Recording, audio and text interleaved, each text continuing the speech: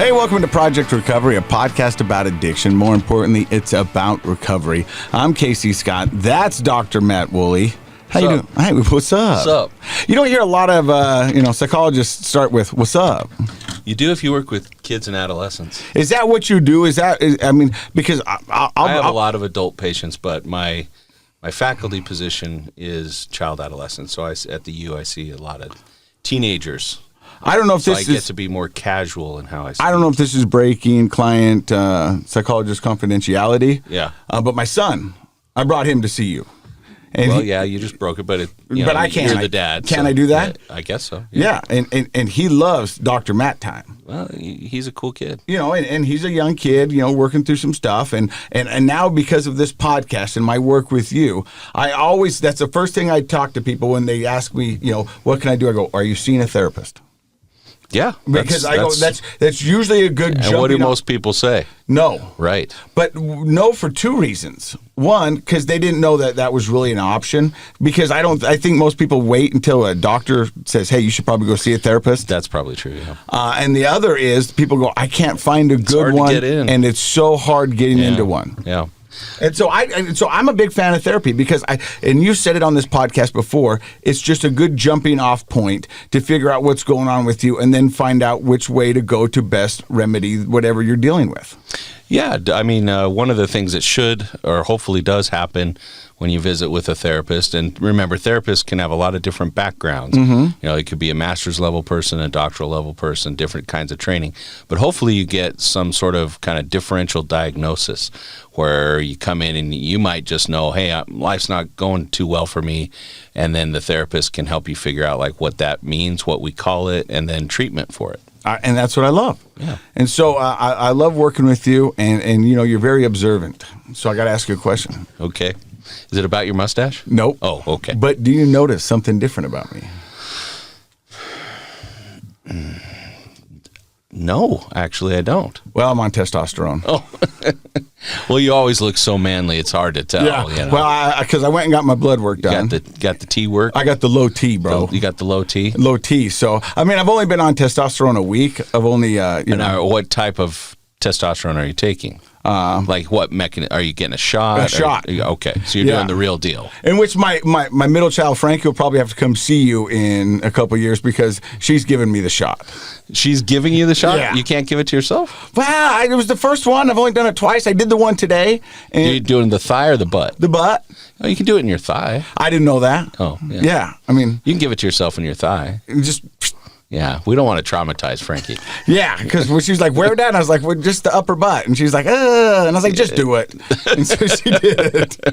All right. Well, she's obedient. That's good. Well, yeah, but it's probably You can give it to yourself in your thigh. Trust me. Okay. Well, you're I'm not that kind of doctor, but yeah, I'm a doctor. doctor. You know doctors. Yeah. Well, that works. It just has to be a large muscle. And it's large. Yeah. Because you work out those legs. You know what? I skip leg day quite a bit. Do you? No, I do. Why? I do squats and I do the elliptical. I don't know. I probably should put a little more attention into my legs. But the reason the ladies like the guns. That's why you focus on your guns. The reason I'm talking about this is because... Well, there's a reason. Yeah. Awesome. I'm excited. I didn't think there was. You think it was just about me talking about being on testosterone? Yeah. No, well, kind of. More importantly, recovery, my recovery, a big component of my recovery is working out. Definitely. And so, through these podcasts and the years of doing it, people often want to know what I'm doing for my recovery. And I tell them, I'm doing what makes sense to me. You've got to find out what makes sense to you and something that you can do. So we're coming up on 5 years, and I bet I've been to the gym every week 100% of the time since I've been out of recovery. I've kept that up going. Yeah, I don't think you miss very many days. No, I usually miss 1 or 2 a week, hopefully just 1. Yeah. But with my schedule and the kids. Which is pretty impressive for a guy that has to get up at 4:30 in the morning. But if I don't go, then I don't feel right. Yeah. So what I want to tell people is when they go, what are you doing? I'm doing what makes sense to me. You need to do what makes sense to you. I've currently been dealing with a buddy, a friend of somebody who's trying to get into recovery right now. He's at his rock bottom and he's ready for help, but he's trying to figure out, like when I present options to him, he will tell me what's wrong with every option before even exploring it. Does that make sense? Yes. And I go, the story of my life, man. And I go, well, what you're doing now doesn't seem to be working. So why wouldn't you at least hear these guys out? That's resistance. Yeah. We call that resistance. Yeah. And so I go, there's some underlying, he's still not ready. He's not. Otherwise, I'll tell you what, I agree with everything you're saying. There is not one perfect way to go through recovery. No. And I think the most successful people in recovery find something that works for them. However, if you really are ready, you'll just take whatever comes your way. Like if he's really ready, he ought to just jump into a recovery program that is recommended. Hey, this is a good one. Go there and make it work for you, right? Every recovery program out there can work for a person. Then when you leave the recovery program, you've got some sobriety under your belt. You've got some education under your belt. You're starting to feel a little bit like optimistic, like I can do this. Then you start to like personalize your recovery program. For example, you went into the recovery program not knowing exercise was going to be a big part of your recovery. But you've learned that since, right? And while you were there. But you also tried out all the other, 12 steps and all the different things that were available to you. So when a person's ready, if you have an opportunity to go to a recovery program, just go and make it work for you. It will work if you make it work for you. I was talking to this friend and trying to talk him into recovery, and I used this analogy. Do you remember when Rocky went to Russia to beat, what's his name? Dolph Lundgren. Dolph Lundgren, yeah. So here's the way I look at it. I will break you. Here's the way I look at recovery centers. They're like gyms. You know what I mean? In a sense that Rambo went over there and got fit in the woods. But he could have, and Dolph went and got... Mixing up our Stallone movies, but go ahead, yeah. I said Rambo. Yeah. So let me get back on this. He was able to work out in a cabin. You can get sober. But Dolph had the technology. You can get sober in a 12-step room. You can get sober in an AA room. You can get sober in a nice facility. You can get sober in a state-run facility. You just have to have the will. That's what I mean. I think you can make any of those programs work for you. Now, sometimes what you have in front of you doesn't seem like the best option, but if you're all in, you can get sober, and then recovery is a lifelong process. Yes. So how you develop your personalized recovery program might take shape after you leave the recovery program. But what you have in front of you might be the only option. Exactly. So if you really want to be sober, you can do it. Yeah. Okay, so I don't know if that helped out, but hopefully it did. It was good. We talked about testosterone, and Rambo was in Rocky. Dolph Lundgren. Yeah, it was good stuff. Yeah. That was all good. Then How did your low T fit into that again? I got tested for low T. Because I hadn't been to the doctor since I've been to rehab. Okay. There we go. That was the remember we made that deal. That we did. To the doctor, you said you were going to go. And I went and had to run all my blood work, did you all my get your cholesterol. colonoscopy yet? I haven't got my colonoscopy yet. Is that scheduled? No. What? I keep getting Why texts. I don't know. Dude, you got to do it. Have you had one? Yes. I did mine last year, but now, so I did mine when I was 50, when I turned 50, but now they're saying 45. Yeah, I was supposed to do it when you're 45. I thought I had until 50. Guess what? You're past 45. Yeah. You're almost 50. What, are you 48 right 49. now? You're 49 right now. So I'll tell you what, by the next time I talk to you, I will have made it. Just schedule it, because it's not, they're like therapists. They don't have openings right away. Okay. So... don't.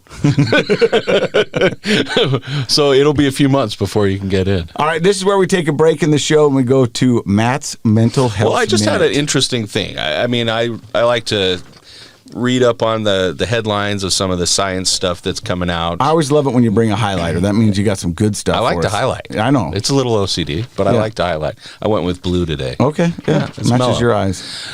Thank you. Amsterdam. A little bit of research from the Netherlands coming out. The druggies playground.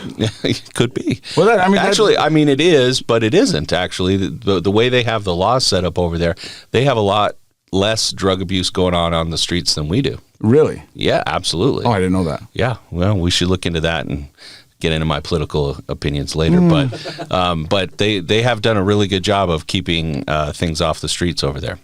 But we talk a lot about this connection between childhood trauma and addiction. Okay.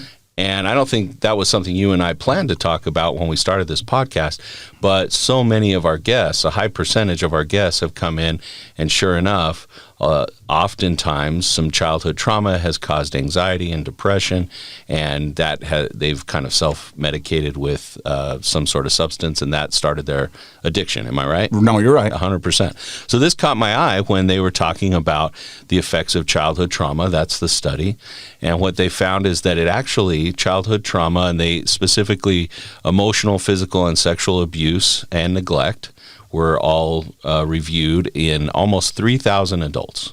Okay. Going back in, and were this 3,000 adults with addiction, or just 3,000? No, hang on, jumping the shark there, pal. Okay. I know it's exciting. Yeah, I know. I love numbers. But the first thing they found was that these folks had much higher rates of anxiety and depression.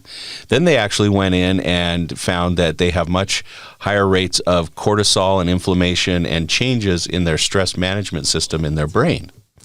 So what they're finding, first result that's important, is childhood trauma changes your brain chemistry. Okay. It does. Physiologically changes that.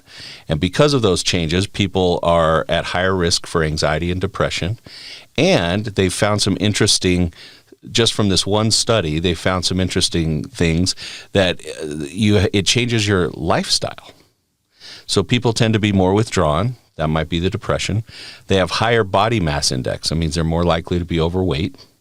They have other unhealthy habits like binge eating, and they tend specifically to smoke more. Interesting.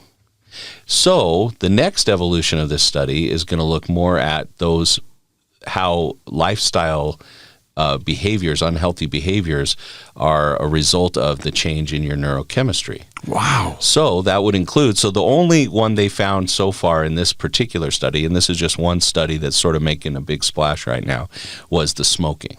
That they're much, much more likely to smoke and to have things like binge eating, so they're more overweight, that sort of thing.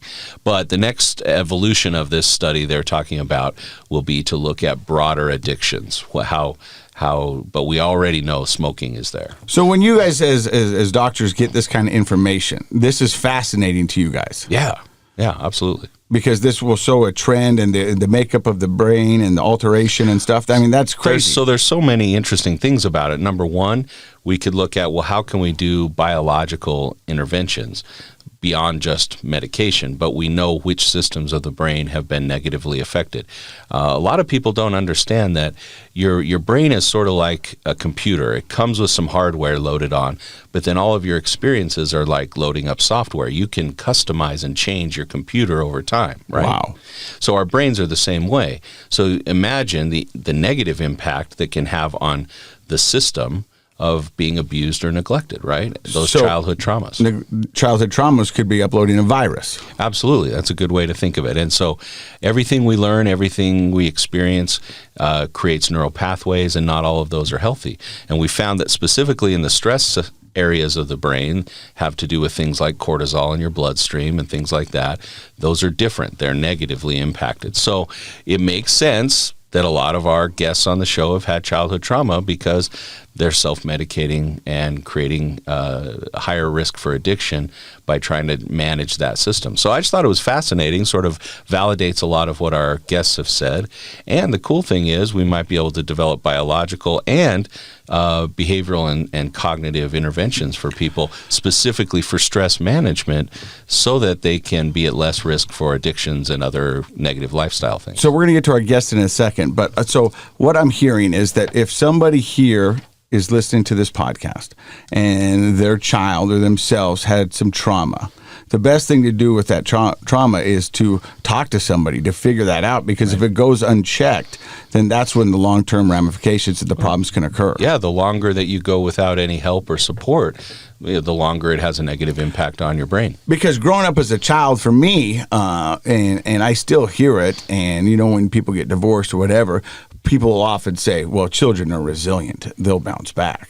And I'm not saying that children aren't resilient, but they should probably get that help if they can early on. Yeah, children are resilient, but they're also in the process of their own neurodevelopment. our neurodevelopment's in decline at our age. Okay. But when you're a Even kid. me on testosterone? Yeah. Even you on testosterone. The testosterone part's doing awesome, though. I can tell. You're really powerful looking. But that brain development, all that is still happening through childhood and adolescence, really up until about mid-20s.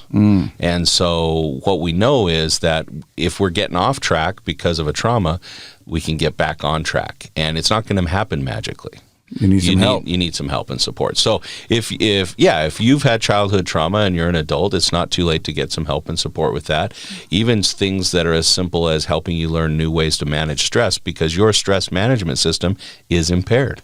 If you are, the person taking care of a child, a grandparent, a parent, an aunt and uncle, somebody like that, and you know or suspect they've had trauma or neglect, then it's good to get in and get some help from a professional so that they can start to learn to get back on track earlier in their life before their development's finished. I love it. Thank you very much. Anyway, I thought that was kind of cool. Cool, and you'll keep us updated as more information comes out. Yeah, I think that this study seems to be kind of spurring a lot of discussion about future studies. In the business, they say it's got legs. It's got legs. There you go. Hey, our guest today is a big man. He brought us Lays and a puppy. I know, right? His name is Moana. They call him Mo. How do you say your last name? Ofahengaue.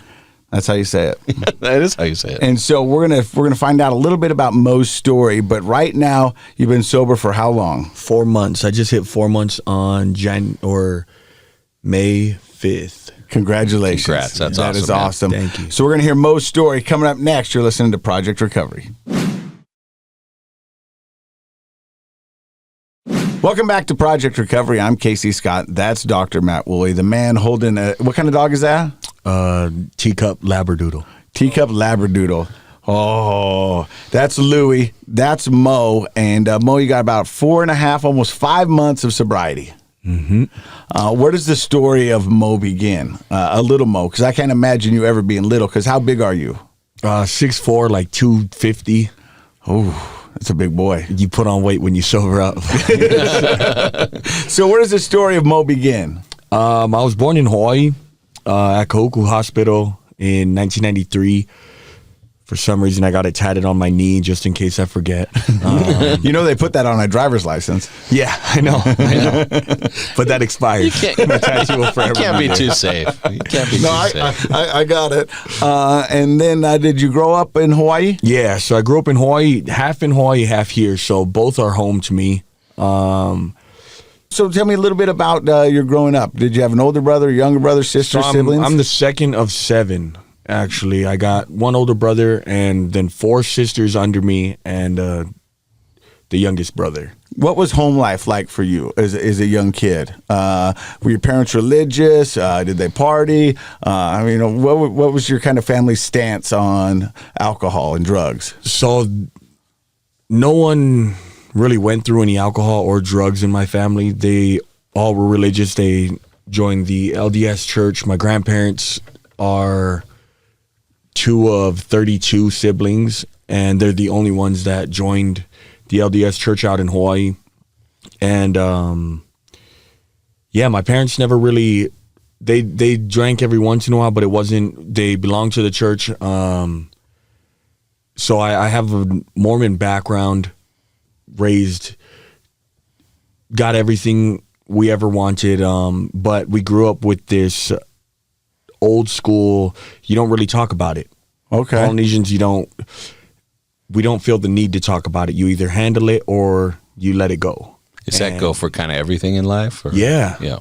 For any ideas as children, you don't really have ideas. You just kind of do what your parents say, and you either rebel really young or you just fall in line. Yeah. And when you rebel, you still have to fall in line. So it's you get that little moment of grace, but it comes with consequences. And funny story, actually, when I was living in Hawaii, I was 9 years old. Me and my closest friend, neighborhood friend, we were looking up to the high school kids. They're drinking green bottles. Heineken's our drink out there. Mm-hmm. And there's a liquor store on our elementary. it's right next to the playground, and we're walking home, and we're just like, man, I wish I could be like this guy. I wish I could be like that guy, whatever it is. And we're looking at him drinking. So we reach in. My friend gets me to reach in behind while he's petting the dog. So he's distracting the dog. And I reach in to grab this bottle, and this guy comes out, the liquor store owner. He's a liquor store owner / fire department guy / cop in 3 neighborhoods. It's a really, really small community, but he catches me and he says, oh, if you guys want to drink, you have to drink with me. And he gives us a shot of Everclear. And I remember drinking this, and that escalated quick. It's so insane. So we're thinking, nuts, and the crazy part is, we're actually trying. Now that I think about it, it's just like, dude, what idiots! We're trying to catch up to beer, but we don't know anything about alcohol. We're 9 years old. We don't know anything about alcohol, and all we're thinking is we have to get through this. So by the time we're in high school, we'll be caught up to these guys. We'll be able to outdrink all of them. And I remember taking this first shot. We sit there and try to look cool. We run out the back door, go around the corner, and just start throwing up everything. We don't just throw up alcohol. We throw up all of our, and we don't feel anything. Which would be a common, thing for a 9-year-old who took a shot of. That's pretty heavy. For a 9-year-old. So of course, this guy's an old Asian guy, and he has this long gray beard, and that's the only thing he drank. So we go home, act like nothing happened. This continues throughout my 9th year. We go back to a shop, and we're just like acting cool, and just honestly, the way I look at it is like, at those times I was just a follower. I was trying to become something that I wasn't, and it stuck to me. We ended up being the cool kids. We watched all the movies with the mafia. We idolized them, and we started smoking cigarettes. Even though we couldn't finish one, we would take 2 puffs and flick it at whoever was next to us, whatever it took to look cool. And did he keep giving you guys shots of Everclear? Yeah. Oh my God. So we would stop by and just like we'd do the whole. We'd have tank tops on, and they would be dirty, and board shorts and slippers, and it would just be like, you know what we're here for. And eventually, you kept the alcohol down. Yeah.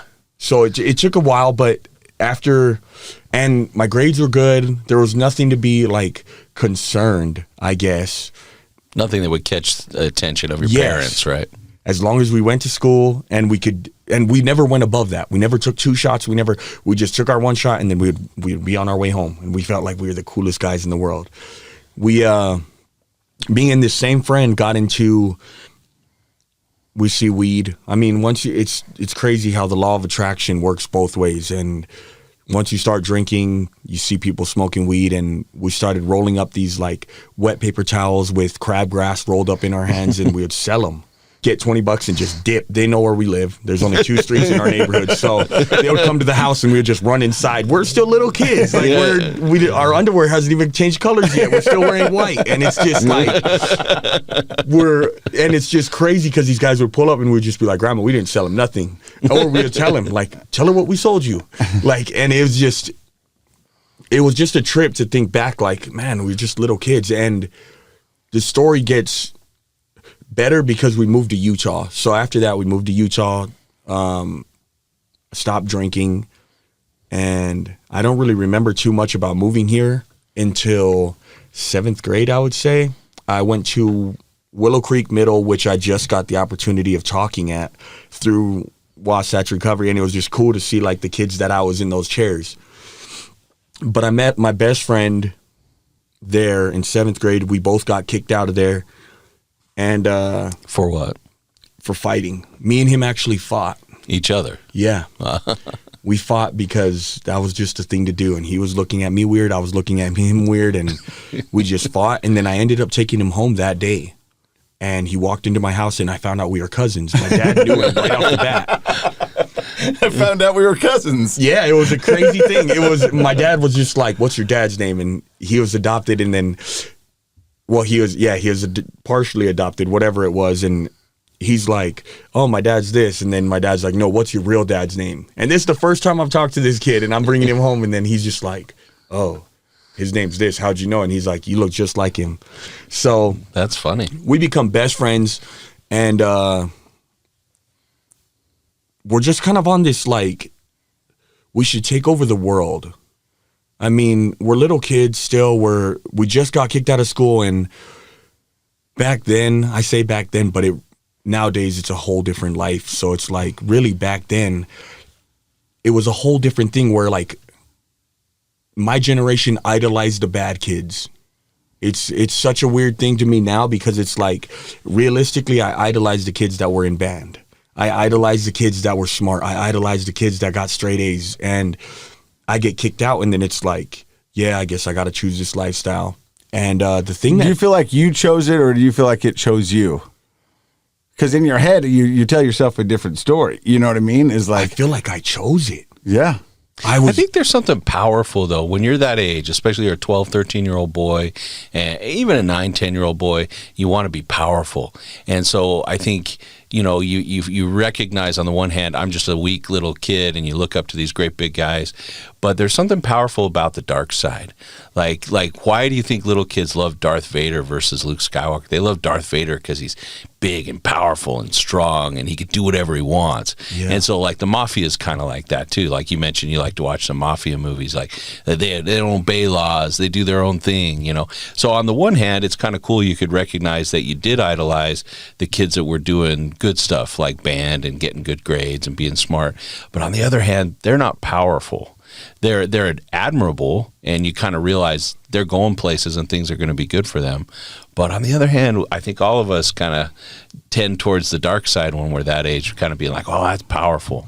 For sure. So do you guys start getting in trouble? Yeah. So we were already getting in trouble. We're smoking weed, we're dealing weed, and I live right across the street from the junior high. So even when I got kicked out, it was fine.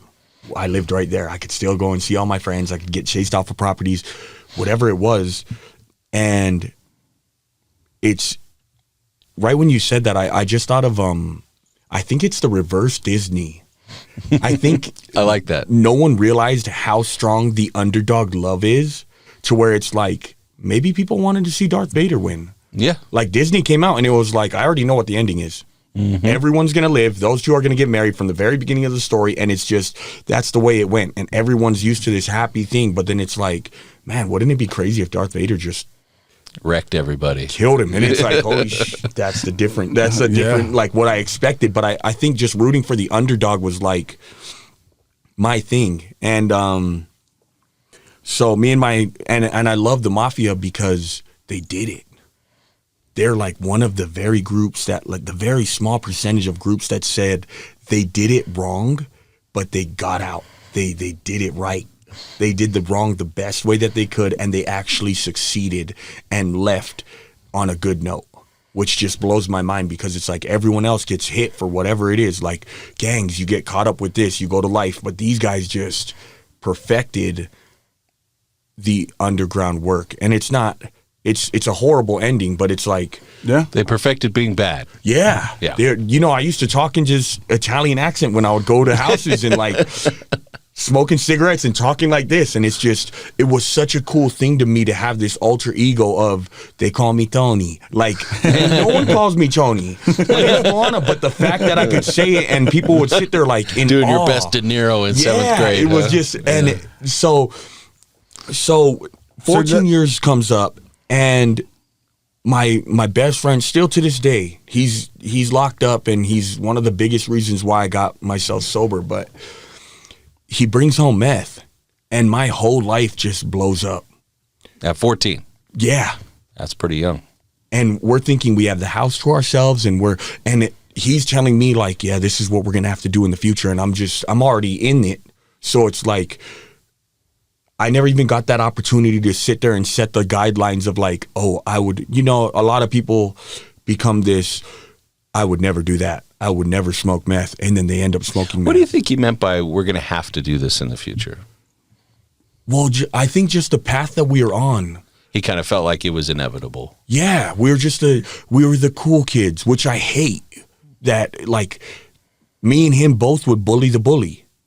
But we almost gave in to like the cool kids. We were the kids that everyone could go to, from the band kids to the guys that wanted to be gangsters. Like they could all come to us because we were sticking up for everyone. But really, we were just, fighting doesn't help anyone. Mm-hmm. Fighting is just another fight. It's not, you don't save a life. Like believe in bullies need to be around because there's bullies in this world. There's bullies when you grow up. There's always going to be bullies, and it Learning teaches how to deal people. with them. Yeah, it highlights the kids not only that are getting bullied, but the ones that stand up for bullies, for kids that are getting bullied. Like, it gives everyone that shot to like almost become friends. Mm-hmm.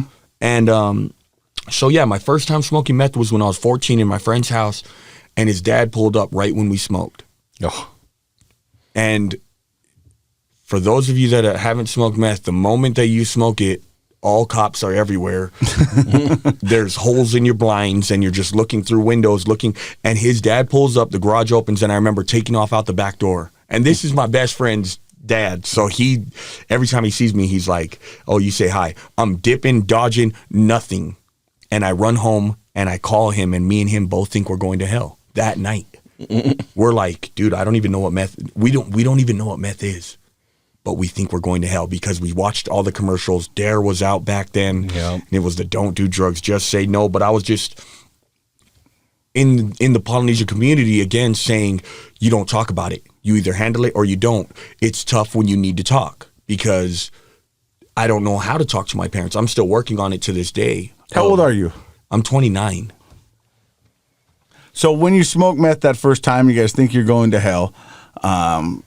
I'm guessing you did it again? No. You didn't? Nope. We got so scared that day that we never touched it again. Scared straight. Yeah. It was because, dude, we had like I think it was the fact that his dad came home set this intention that if we're going to do it again, someone else is going to pop up. God forbid it's my dad, because we're done. We're done. The whole house is broken. We're dead. So where do you go from 14? How does your high school years look like? So I actually I sucked at football my whole life. I shot up in size. I was 5'5" until 9th grade. And I've always had leg cramps or growing pains. And over the summer, I shot up to 6'4". Wow. And In one summer? yeah, Wow. I had pains my whole life. And me and my brother were literally like twins. And then I shot up, and then my brother was really good at football, and I'm walking around the house with my pads on, and I'm just like, I'm going to play this year. And I play for Lehigh. We are the worst team in the state at this time, and we play the number 1 team. And my dad's just like, hey, give him a shot. He's going to be good. And I remember going out there, and I'm thinking, man, I'm this bigger dude. I'm about to kill it. And I get down to my stance, and I'm scared, like terrified. I'm about to get killed. And I remember like it was literally yesterday. They say hike, and I am running the opposite way.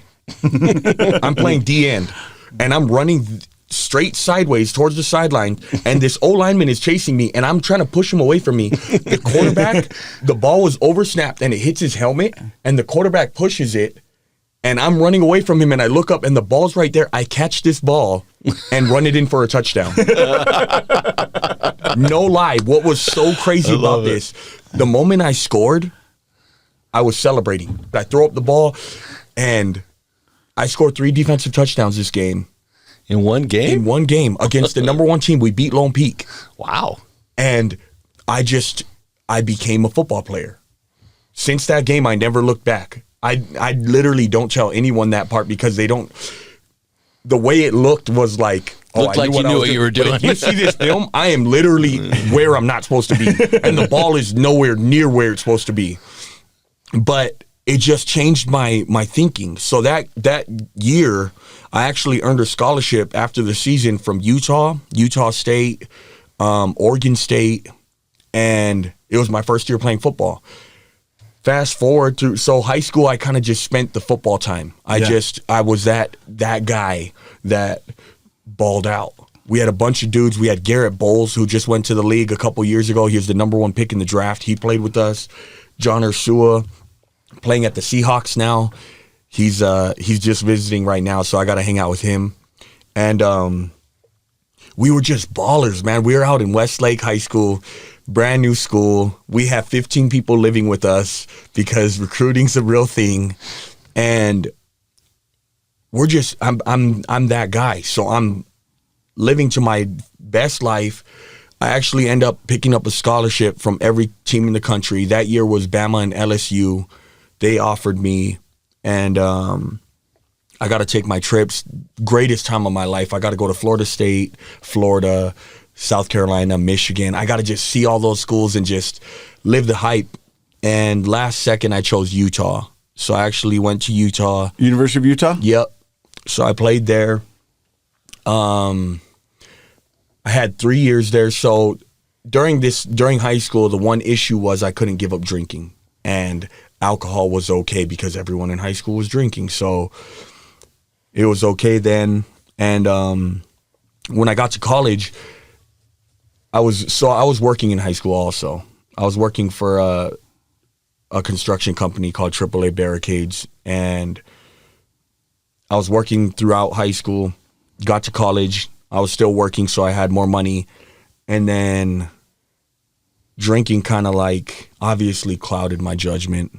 I started dealing meth while I was drinking. I wasn't touching it anymore, and but I just couldn't control drinking, man. I was drinking literally 24/7. Like, while you were playing football? Yeah. And I was like, the crazy thing was I was doing it. Like, I was supposed to start my freshman year. And then I told him, you know what? I want a gray shirt. So I gray shirted. My second year came up and I was like, honestly, coach, if it's for me, I'm in a red shirt. Because if I'm this good now, I just want to play 1 year and go to the league. And everything happens perfectly. Red shirt. And right before, so 2015 comes up and we have a mock draft. We do a mock combine. And I'm 265. I'm feeling great. I'm still drinking, but we have our mock combine and I clock a 4.5. I have agents hitting me up and I'm just ready to go to the league. Keep in mind, I haven't played it down yet. Wow. And that's really fast. You're running that fast and drinking. Yeah. Wow. But my body's so reliant on it. Yeah. It's just what I did. I mean, I'm sitting in class with a water bottle full of Everclear. I only drank Everclear, most likely because of what I started Early with. life experience, yeah. And it was just easier. It was cheaper. It was, at least I could get to the point. And then we're celebrating from that night. So we're having this huge dorm party. The cops come and shut it down. We had 2,000 people in the dorm room up at the U. And I'm killing school. Dude, this is what's crazy. Addicts are the smartest people on this earth. Mm-hmm. I really do believe so. It's funny that I met you because my degree is psychology. Oh, great. I'm one semester away from graduating. All right. Still to this day. So I'm taking 24 credits a semester while I'm there, and just everything's going good, but I'm hiding this demon. But everyone knows because I'm showing up to practice and no one can really say anything because I'm making plays. I'm doing great on the field, so that's all they care about. And at this party, so it's crazy. It's 7 years before this party, my mom got into a moped accident, cracked her head open. She got like 37 staples in her head, and we weren't allowed to touch mopeds. Believe it or not, at this celebration, my car's gone and there's a moped outside that belonged to like some of the U-boys. So my first time ever riding a moped, I go and pick up this food and I'm taking this food to these girls. Driving down the hill, hopefully they fixed the hill up by the dorms, but it is just all rocks and whatever. And this car cuts me off and I go around it, and when I turn back, the wheel locks out and my memory just wipes from there. I wake up 8 days later to in the university hospital to a guy pulling a pole out of my head, and they had to drill a hole to relieve pressure. Yeah. And my skull sealed to the pole, so he's sitting there trying to re-crack it to break it off of the skull, and he pulls it out, and I pass back out. So I died. I woke up in a coma. Or I was in a coma for 8 days and woke up and I was paralyzed from the waist down. And the movie Concussion came out. So football was done for me. And believe it or not, that was like the most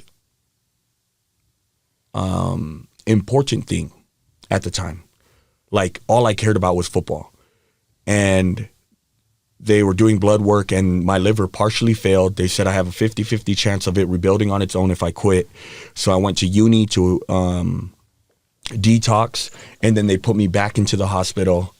And about a month later, the doctor couldn't explain it. No one could explain it. But as I was learning how to walk and talk, I literally woke up one day and everything was back.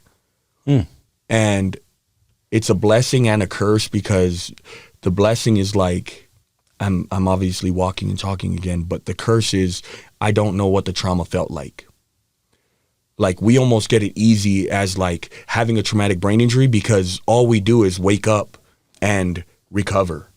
Everyone else has to feel the heartache. I don't feel any heartache, because it's like, well, I don't really remember anything. But your family had to see you go through that coma and all that. Yeah, so I remember reading my mom's Facebook post when I woke up, and that's when it kind of set in, because she said,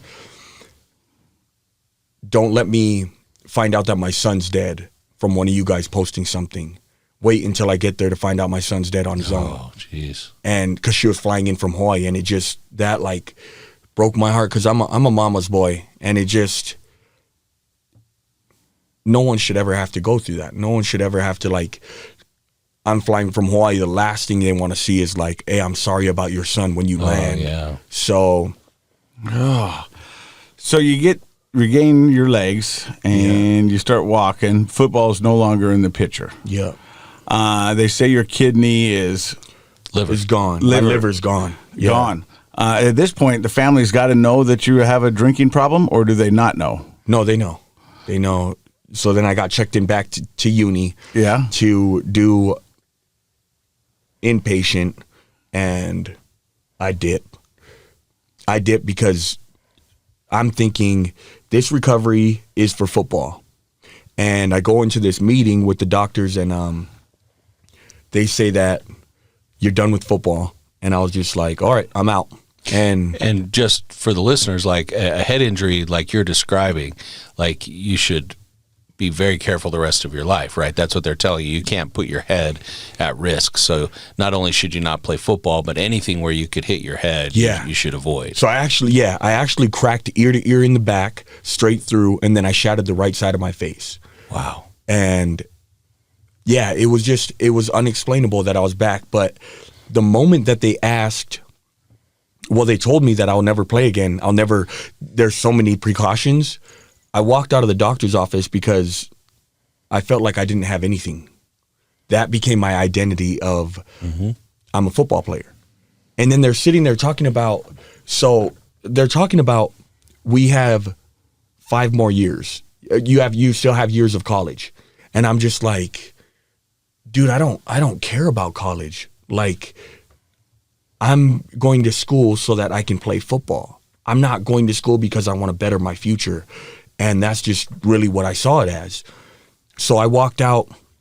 I dropped out of school. As I was saying, I still have that 1 semester, and then I'll graduate, which is... Well, the University of Utah's not going anywhere. Yeah. you can go when you're ready. Yeah. And I'm actually going this fall. Oh, good for you. So I'm going this fall to get I'm going to graduate, and then I'll get my, whatever it is, to become a therapist or a life coach. Okay. So I'll enroll this fall and graduate. Yeah, but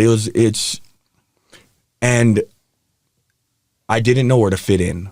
So I hit up my best friend from junior high, and right when I pick him up, he's just like, hey, is it cool? And I'm thinking he's smoking weed, and he pulls out a meth pipe. And that instant, I was just like, let me get some.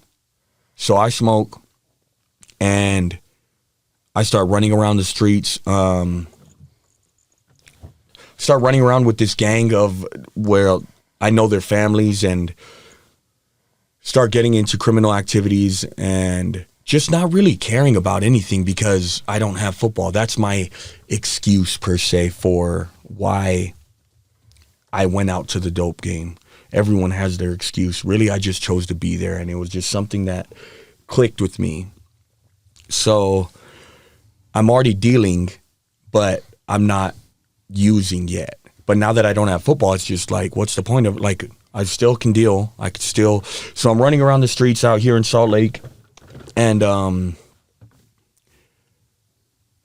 just losing everything. I had an apartment, lost it. I'm getting evicted. I'm getting kicked out. I'm getting locked up for just random stuff. I'm getting locked up to get food. Like, it's just a good place. I'm crossing boundaries so that I go to Utah County at least, because Utah County's food is a lot better than Salt Lake. But I'm good to know. I'm strategically planning out the dumbest things, and like, why even go in? But it's like, when you're out there hungry and all you have is meth. Meth can only get you so far of not eating until it's like. But could you go home? I could have. That whole time I could have, but it's just, I don't want to bring the streets life to home. Mm-hmm. So I'm just out there just losing my mind, running around with these, with my brothers, honestly. They're my brothers for life, and whether they get clean or not, it's up to them. I love them, but as I was saying that I cleaned up a lot of my reasoning is for this friend. He's So, like a lot of times when people come on the podcast, they have a rock bottom, somewhere that they have to make the ultimate decision. I had a therapist tell me once, this is going to end three ways. You're going to end up in prison, you're going to end up dead, or you're going to get sober. And when you're at a rock bottom, those are usually your three choices. Did you have a rock bottom that had you make that decision? Yeah. And what you guys were talking about earlier in the intro, it actually, you said that you have this guy that you were trying to get in because he hit rock bottom, but then he was making excuses for it. For me, I don't think it's his rock bottom. I mean, I've had a rock bottom where it's like, I lost football, I lost everything, and then I checked into rehab. I actually got married. I went to Provo to get away from all of this nonsense. I went to Provo, decided I was going to go to church, and I meet this girl, and I get married to her, and things aren't working out. So I check into rehab, and I have this just resentment of like, you met me as a drug dealer. Why in the world are you pissed that I'm a drug dealer? Like, there's buyer beware, huh? Yeah. Did you not know I checked the part-time box? Like, Jesus, there's not any reason for that. But I'm so grateful for that rock bottom, because it was like, my marriage isn't working. This isn't. So I go into rehab and I meet Wasatch Recovery. It's about 5 years ago, and Todd Sylvester, who runs the Believe Cast, he's been here before. Yeah, and he just tells, like, right when I walk in the doors, dude, he just has open arms, and he's like, well, you hit the grand slam. And I'm just like, I'm kicked out of the house, I'm this, that, whatever it is, and all of these excuses. And he's just like, what if there's nothing wrong with you? And I really do believe that there was nothing ever wrong with me. I mean, I could go back and forth and do this and that and relapse and go all over the place and realize that nothing ever changed with my value. I've always been worth time and happiness, really. And so I open up this kava bar. I get out. I leave Wasatch after 120 days of residential. It took me 30 days to talk to anyone. And I just hate everyone there.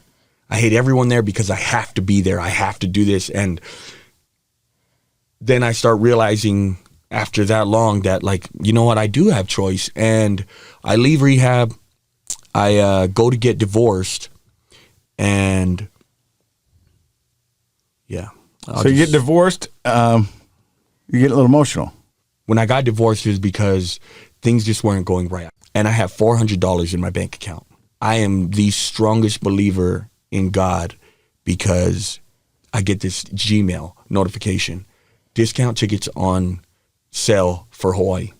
They cost $375. I click on this and it goes straight to my bank account, and it's just like, as if it's telling me to just go. So the ticket is for that night. I click on it. It comes out to be $395 4. So I have $6 in my account. And I take that one way, go to Hawaii. I move in with my grandparents and I start working. And going to Hawaii, being with my grandparents, my grandpa's sick now. He's on bed rest. He's beat cancer 5 times. And now we're just enjoying our time with him until he passes.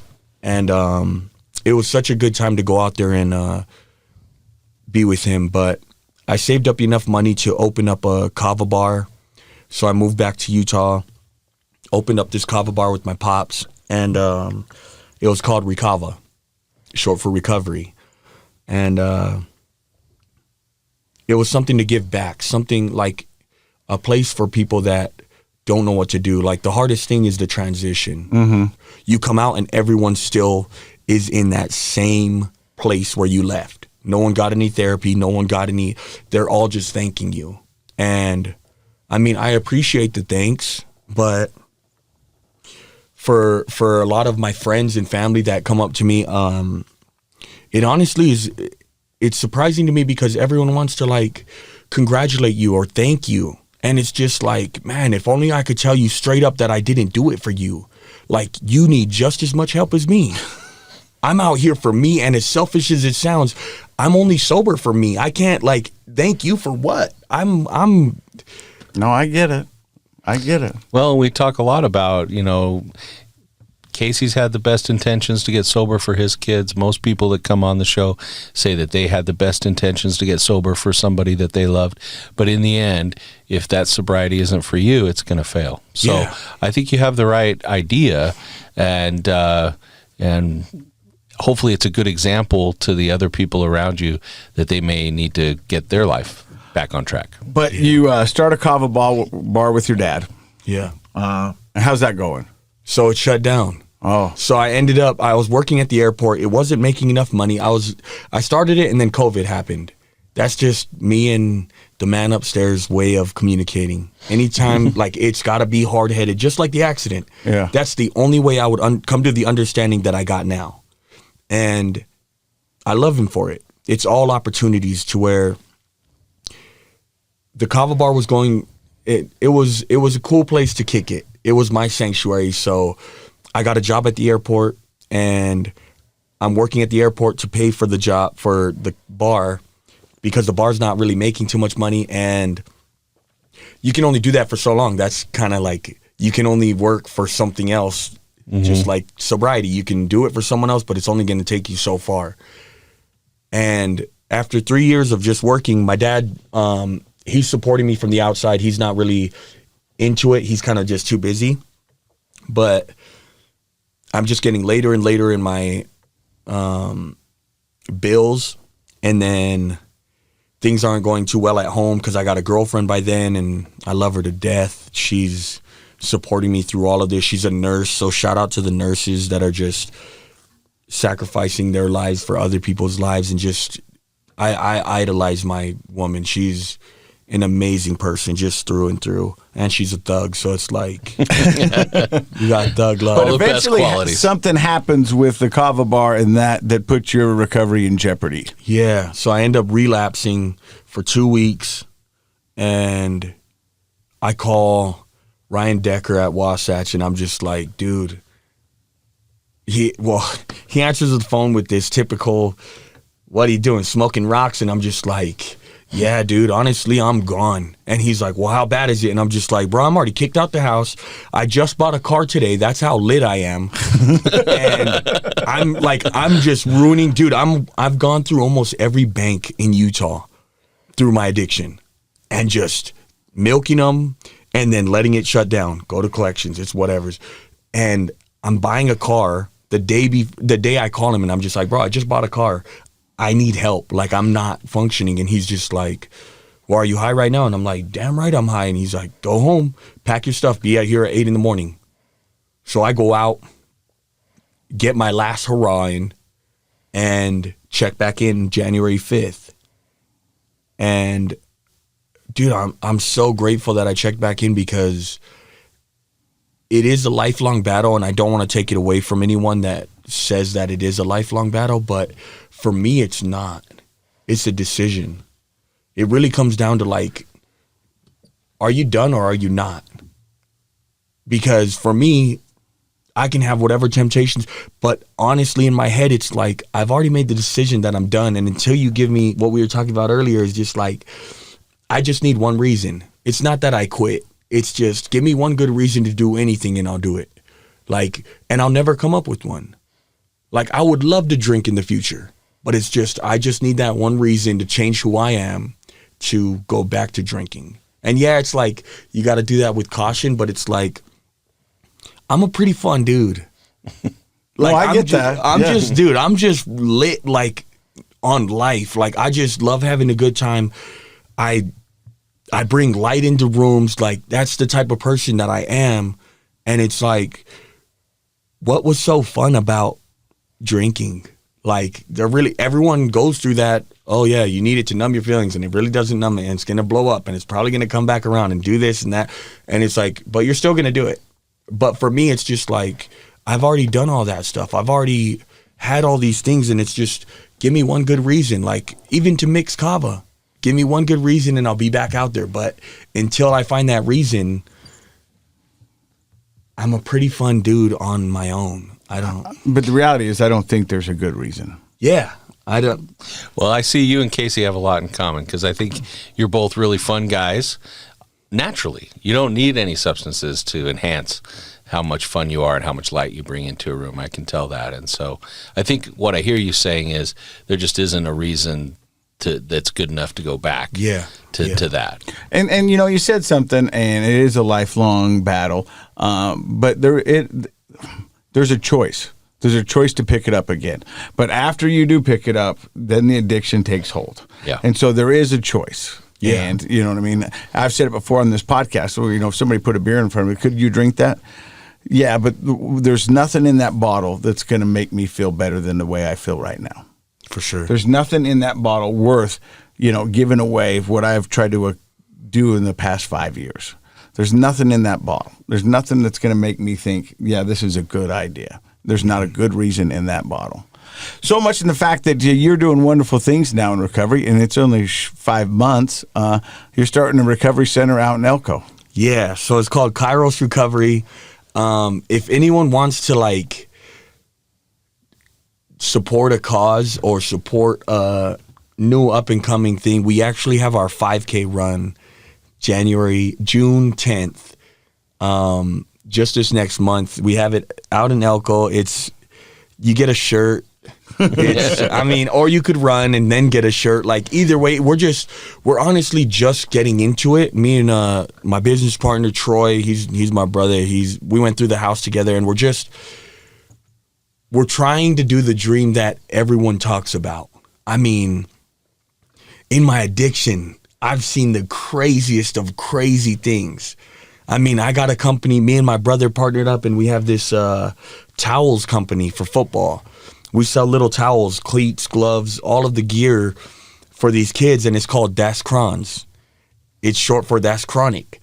Like, I would see people with refrigerators on their shoulder while they're riding a bike, and it's just like, what in the world is going, but to me, it's normal. I'm sitting there looking at him, and it's just like, oh, that's Crons. Das Crons. Like, this dude, but it's like, when sober, there's these unknown rules, like norms, that's like, oh yeah, once you want to get a year under your belt before you start making any move. And it's like, dude, what if we just try, and even if we fail, like, we could change one life by doing this, or we could learn how to really do it. Like, we're starting our own rehab. I actually go out there next week, and shout out to the audio man. He's from Elko. He's Josh, man. Yeah. One of two. We have like 80% of Elko's population out here in this room. And that's going to be great. How do people find out about the 5K? It's on Facebook. So it's called Kairos Recovery. That's Kairos.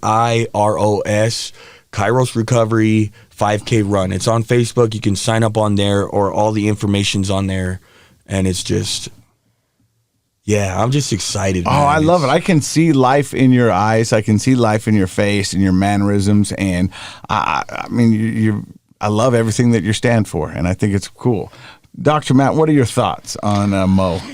I like Mo's attitude of, you got to make choices, right? And so in the end, you got to make a choice to be sober. You have to make a choice to start a recovery center. You have to make a choice to be your best self.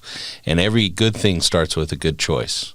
And so I think that's something for us all to keep in mind. I think too often in life, and I know I'm guilty of this, we kind of wait for good things to happen. And I think if you really want good things to happen in life, it starts with you making the choice to make it happen. And then other people and other things fall into place to help us when it's right. So I love that energy that you're bringing, and best of luck. Anybody who's out there getting ready to start or is running a recovery center has my admiration. I think that's an awesome thing to do. The thing I love about Mo, and you hear it a lot in recovery, and it's always do the next right thing. Yeah. Do the next right thing. It's not always the easiest thing, and starting a recovery center is not easy, but if it's the right thing, it's the right thing. So if you use that as your guide in life after you find recovery and doing the next right thing, it's pretty hard to go wrong. Yeah.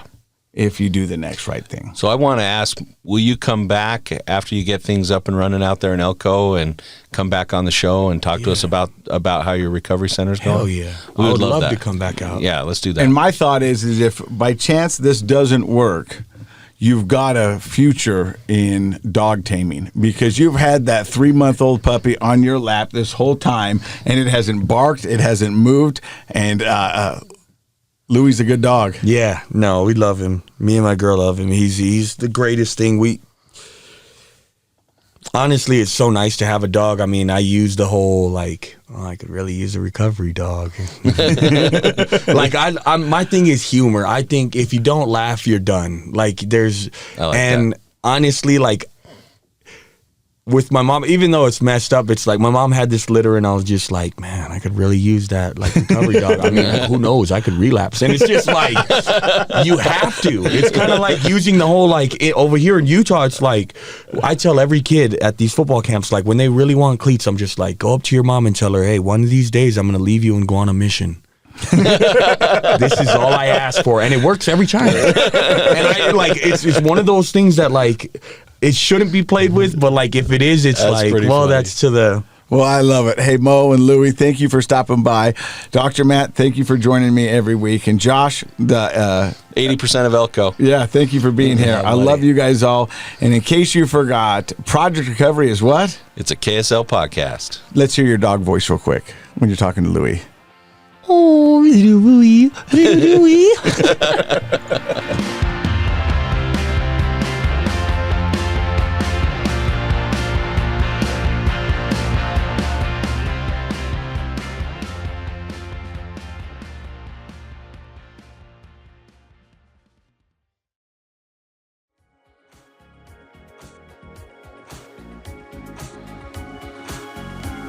The contents of this program are for informational purposes only. The program is not intended to be a substitute for professional medical advice, diagnosis, or treatment. Always seek the advice of your physician, licensed therapist, or other qualified health provider with any questions you may have regarding a medical condition. Never disregard professional medical advice or delay in seeking it because of something you've heard on this program.